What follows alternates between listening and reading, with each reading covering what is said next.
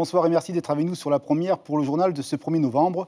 Voici les titres de l'actualité ici, en Polynésie. C'est parti. Shell à grande échelle pour toucher le toit du monde. Même le petit vent de suspense né de l'étape d'hier n'a pas fait trembler cette équipe galactique. 8e victoire dans la Waikinui. Une confirmation, le soleil est bien jaune sur la planète Va'a. Nous vous disons tout dans ce journal avec des images extraordinaires. L'État pourrait enlever sa participation financière au régime de solidarité de la Polynésie française. Le projet de budget de l'Outre-mer le laisse entendre. Cette manne représente 5% du financement de cette enveloppe, destinée, comme vous le savez, aux citoyens les plus fragiles de notre pays. Des petites flammes dans la nuit, des notes de musique et des familles réunies au nom d'une mémoire vivante. Les proches disparus ne sont jamais aussi près qu'en ce 1er novembre pour la mémoire et l'espérance. Nous rejoindrons dans quelques instants Lucille Guichet. Elle est au cimetière de l'Uranie à Papeete avec des familles. Elles sont des centaines à être venues ce soir pour veiller sur leurs parents. Bacchus leur souffle à l'oreille et les palais gourmets célèbrent leur vin. Deux frères du Fénois vivent en Bourgogne, un rêve viticole. Ils dirigent là-bas un grand domaine. Nous y ferons une étape forcément aux nectars enchanteurs. Et pour commencer, vous vous en doutez, une image du jour, elle ressemble à la même depuis des années. Jeune scintillant, rouge vif, sous les projecteurs de la gloire. Cette souveraineté, plus personne ne semble la contester. Shell remporte à nouveau la Waikinui.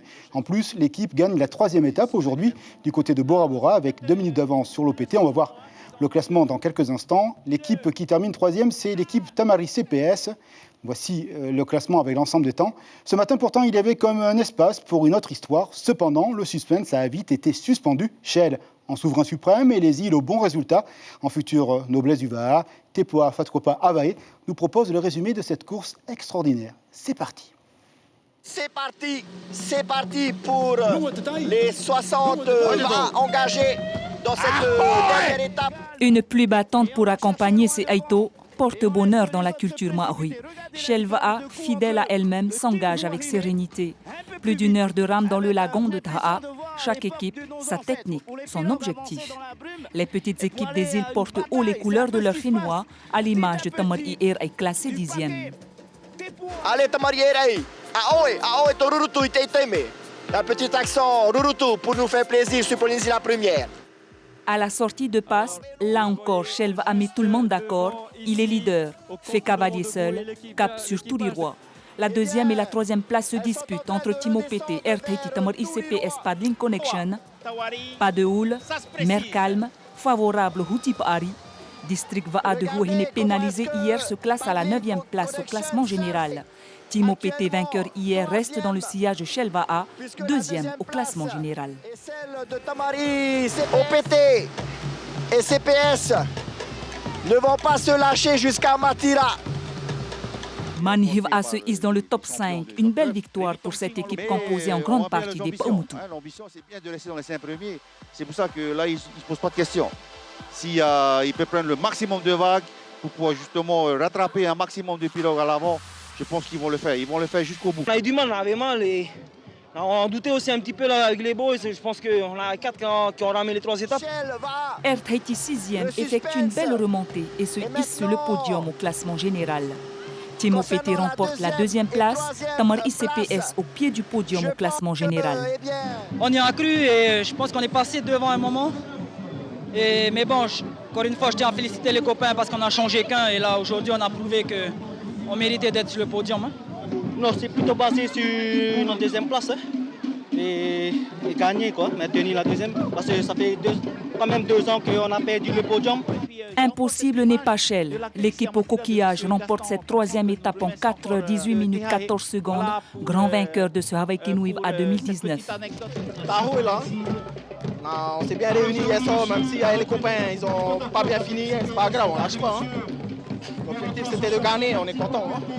3, 2, 1, c'est fait. Wotito Hupa, Shelwa, grand vainqueur de cette édition 2019. Et les journalistes de la première, toujours dans le rythme de cette compétition, on va regarder le classement général. Classement général provisoire, avec évidemment la victoire de l'équipe de Shell. Seconde, l'équipe du Timo Pete avec 6 minutes 38 secondes de retard sur le vainqueur. Air Tahiti 3e et avec plus de 15 minutes de retard. 4e, Tamari CPS. Et la première équipe des îles, Manihi Va'a, ils sont des Paumotu. Félicitations pour cette très belle performance de cette équipe-là. Au niveau du retour, quelques petits problèmes sur un vol d'Air Tahiti à Bora Bora. On vient de débarquer les passagers du vol 4002 en cause, une odeur de brûlé au moment du décollage. Conséquence, le retour des rameurs risque d'être légèrement retardé. Famille, prenez donc patience pour retrouver vos champions.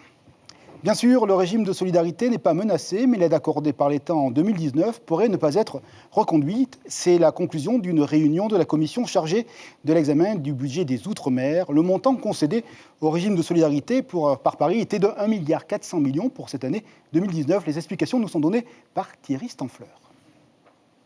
L'abondement par la loi de finances du régime de solidarité de la Polynésie française. C'est lundi, lors d'une réunion de commission à l'Assemblée nationale, que l'information a été rendue publique. La suppression par Paris du versement au RSPF de 1,340 milliard de francs. Cette somme avait été versée par l'État en 2019. Elle ne le sera pas en 2020. Les temps sont aux économies du côté de Bercy, qui doit compenser les largesses imprévues concédées aux Gilets jaunes.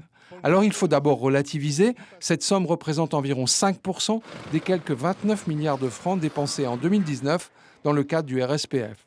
Ce régime de solidarité permet le versement de prestations et d'allocations au titre de la famille, de la vieillesse, de la maladie et du handicap. Des établissements sociaux et médico-sociaux sont aussi financés par ce régime. Le RSPF est financé à hauteur de 27 milliards sur un total de 29 milliards par les recettes du Fonds pour l'emploi et de la lutte contre la pauvreté, qui est alimenté notamment par la CST. Pour l'instant, pas de réaction officielle du côté du gouvernement Fritsch. Il est donc encore trop tôt pour savoir de quelle manière seront compensés ces 1,430 milliards de francs manquants, d'autant que le budget du RSPF avait augmenté de 5% l'an dernier. Nous ouvrons une page consacrée à la Toussaint ce vendredi. La Toussaint est une date incontournable avec de l'affluence et des fleurs. Ce témoignage pérenne de l'amour dans les cœurs des vivants pour nos chers disparus, parents qui ont ouvert le chemin. Un reportage ce matin du côté de l'Uranie à Papeete avec Mario Leroy et Florence O'Kelly. C'était comme avant, c'est la Toussaint, tout le monde vient au cimetière pour le nettoyer, tout ça. Ils étaient nombreux sur les tombes de l'Uranie dans la matinée. Leur objectif, des sépultures tout aussi propres et fleuries les unes que les autres aujourd'hui. On vient voir les anciens. On vient nettoyer sa tombe. Et après on monte, on va nettoyer la tombe de mon grand-père. C'est deux personnes qui n'ont pas de famille ici, un Marquisien et un Breton. Membres de la famille, amis ou connaissances, dans l'allée centrale, le balai est incessant. Les coffres ou les bras remplis de fleurs, seaux et outils de nettoyage à la main, c'est la tradition pour ceux qui viennent. C'est le jour du souvenir, fleurs du jardin ou achetées au marché ce matin.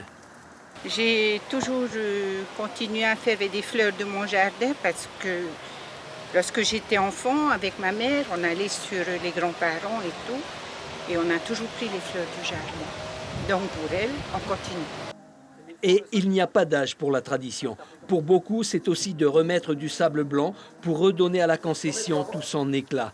Les livreurs ne chôment pas. Cette commerçante n'a plus rien en stock. Alors, pour faciliter les clients qui arrivent, franchement, nous on favorise plutôt pour les personnes âgées. À la moitié ici, c'est les personnes âgées qui viennent nettoyer leurs aïeuls et tout ça. Et on les facilite le travail à ce que nos garçons les emmènent à leur tombe directement. Les derniers coups de peinture, les dernières mises en place pour que les tombes de ces chers disparus soient prêtes pour le Turamara. Des fleurs avec beaucoup de couleurs, également de la lumière. Actuellement au cimetière d'Uranie à Papeete. On va retrouver notre consoeur Lucille Guichet avec une famille qui est venue honorer les siens. Des jeunes gens sont avec vous, Lucille, bonsoir. Oui, bonsoir. Ça y est, les tombes sont donc rénovées. Elles ont été repeintes, fleuries, désherbées pour certaines. Place maintenant au recueillement en famille. C'est le Turamara, donc la veillée qui précède la fête des morts du 2 novembre, à la lueur des bougies.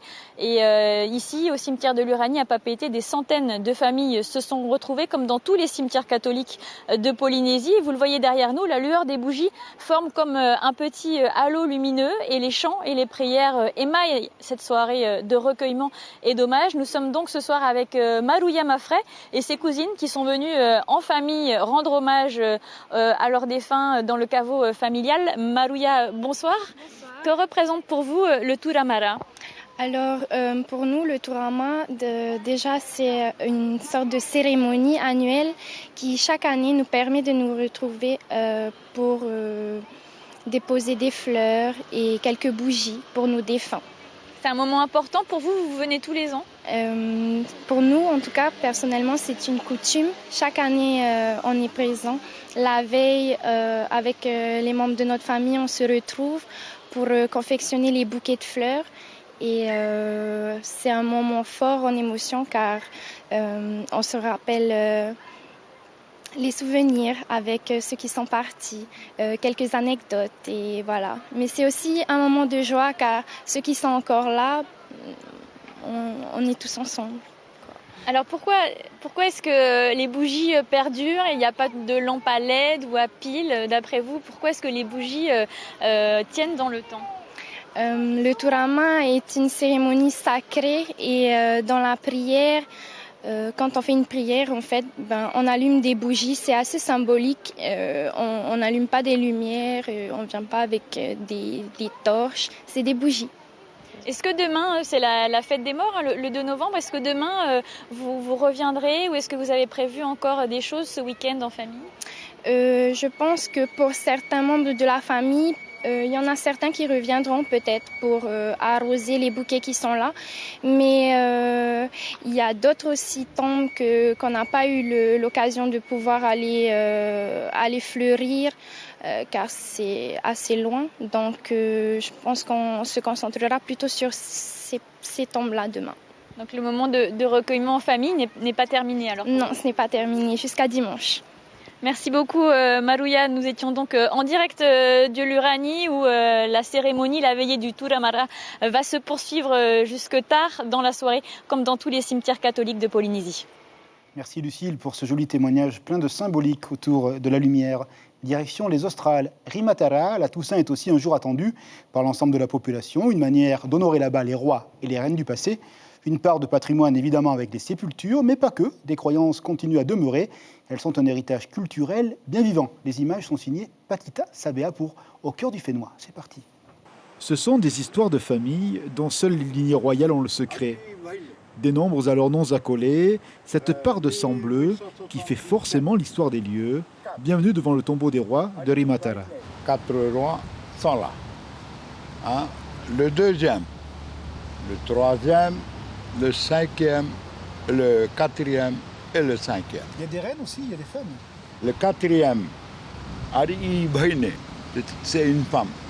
Des reines, quelque part le témoignage de l'avant-garde d'une égalité homme-femme. Mais dans cette famille royale, tout le monde ne regarde pas l'Éternel du même endroit. Privilège peut-être du père de famille, nous voici dans la montagne, une sépulture modeste, quelques pierres dressées. Le premier roi de Rimatara a choisi la symbolique à la visibilité. Le roi, il vaut mieux le enterrer ici. Parce que ici, c'est le milieu, le centre. C'est pour ça qu'il a dit il faut l'envoyer ici, et non pas au bord de la mer. L'esprit des lieux, cette réalité qu'on ne saurait dire, où se mélange la présence des vivants et le passage des aïeux. En l'occurrence, celui d'une famille royale dont le feu, mystique symbolique, rappelle l'héritage, la protection des populations de Rimatara. Pas un hasard, la plante rara fait face au tombeau royal. Sa fumée à chaque arrivée protège l'île des maladies importées, une décision royale qui survit en République. Cette fumée a été mise en place à l'époque de la dernière reine. Cette reine, c'est la reine Tamayavassin, Heimataura, qui est mon arrière-grand-mère. Et ça nous protège vraiment de toutes sortes de maladies. Cette vénération continue au-delà des ans et pas seulement le 1er novembre. Le tombeau des reines et des rois regarde la mer. Auprès de plus modestes sépultures, la mort efface les barrières sociales devant Dieu. On va changer de culture après la culture de type chrétienne. Voici la culture venue des États-Unis avec Halloween. On va aller du côté de Raiatea hier soir pour des sueurs froides pour le divertissement proposé. Halloween en grand grâce à l'association des commerçants de la ville d'Utuora. La nuit de l'horreur a fait un carton. Plus de 1000 personnes présentes avec une multitude d'ateliers et d'activités pour tous les âges. À frissonner encore le lendemain. Voici une guirlande de réaction recueillis par notre correspondant Julien Vesco qui n'a pas eu peur. Des clowns, des trucs qui font peur, quoi. C'est tout. C'était dead, c'était dégueulasse. Moi, ça fait vraiment peur? Oui, c'est dégueulasse, c'est dégueulasse. Est-ce que tu as envie d'y retourner? Non. Non, c'est bon. À la sortie du parcours, on a rencontré plusieurs ados qui sortaient avec les larmes aux yeux, qui ne voulaient même pas regarder devant eux. Et on était étonnés parce qu'on ne s'attendait pas à ce que même les plus âgés réagissent comme ça.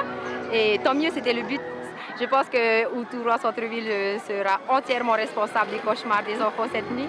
Mais ça fait du bien d'avoir un peu d'adrénaline. C'est une fois par an, donc ça va. Au chapitre des faits divers, toujours aux îles sous le vent, avec le décès d'un employé de la mairie de Tevaitoa. Il est décédé hier après-midi en élaguant un arbre. Le corps sera rapatrié à Tahiti pour une autopsie. L'homme avait une quarantaine d'années. Il laisse derrière lui 3 enfants. Direction la France, la Bourgogne, un nom, un cru propice aux élans épicuriens. Ce pays viticole a aussi une saveur, un tanin polynésien. 2 frères du Fénois sont à la tête d'un vaste domaine viticole et ils ont de la bouteille, si l'on ose dire. Cela fait 20 ans déjà que leur histoire a commencé là-bas. Il leur reste un rêve à accomplir, vendre leur vin ici au Fénois. Reportage dans Lyon avec nos confrères de Paris.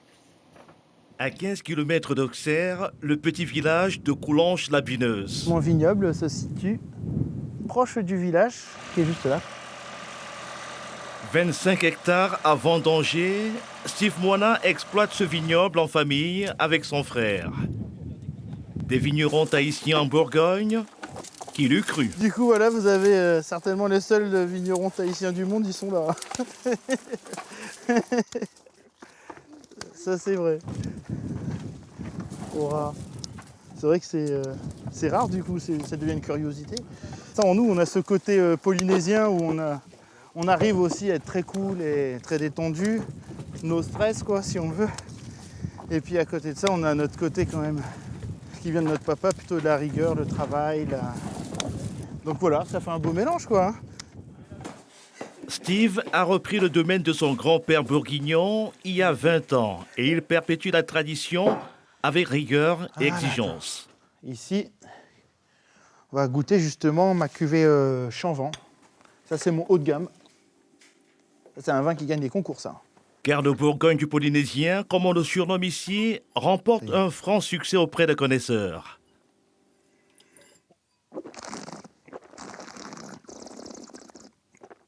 Et le vigneron est plutôt fier de ses millésimes. Wow. C'est une tuerie. On fait 80 000 bouteilles, ici il m'en reste plus que 13 000. Tu vois, donc ça va être compliqué pour tenir jusqu'à Noël, tu vois. Oh, excellent. Le père de Steve était sous-officier dans la marine nationale quand il a rencontré sa future femme à Tahiti. C'était en 1972. Le mariage à Coulanges a été un véritable événement du jamais vu. À l'époque, les gens me disaient « Tahiti, ils parlent français là-bas ?» C'est des sauvages, c'est des... C'était ça les réflexions qu'on avait. C'est vrai. Est-ce que c'est lire? Est-ce que... Mon beau-père dit elle parle aussi bien le français que toi, moi. Un demi-siècle après, l'histoire familiale continue à porter ses fruits et dans l'harmonie.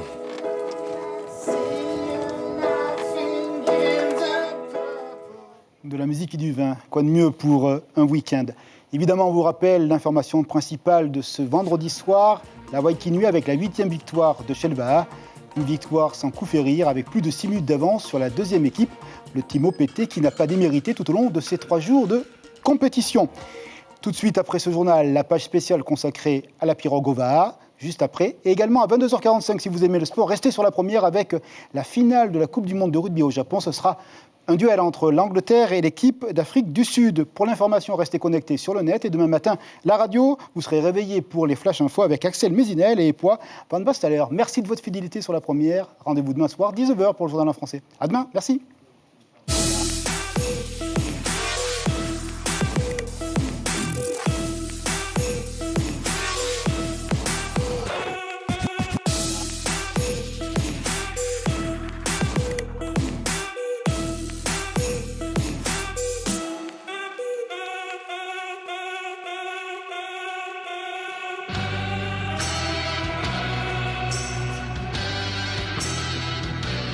Retrouvez notre journal en replay sur notre site internet.